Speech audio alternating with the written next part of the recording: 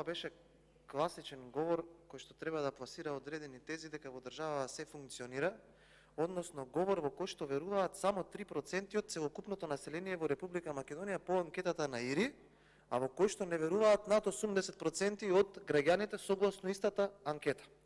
Почитувана колешке, во наредниот буџет за 2023 година од 5,3 милиарди евра, заради тоа што вие толку се грижите за демократијата, за општеството, сте скратиле средства од 12 милиони денари во Македонската информативна агенција, со што сите останати дописници во различните градови во светот како Брисел, Вашингтон се повлекуваат и мија станува агенција, значи агенцијата која што ние ја плаќаме, и оној новинар кој што беше и шарен револуционер и спикер во А1, Драган Антоновски, мислам дека му беше името, ако се уште е директор, ја претвара таа агенција во информативен канал на владата.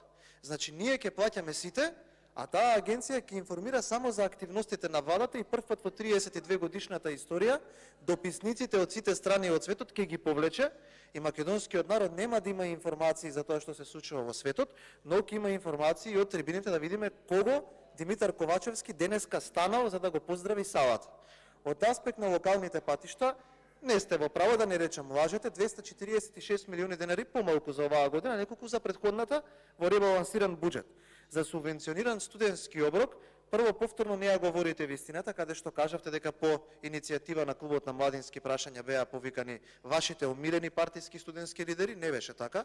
Туку СДСМ ги повика, објавија на сајтот, јас бев присутен на таа средба, каде што еден ваш колега малте неќе ми избркаше од салата, зошто сум влегол на средба во која што не сум требало да бидам присутен, а јас се почувствував како да сум на централен одбор на СДСМ.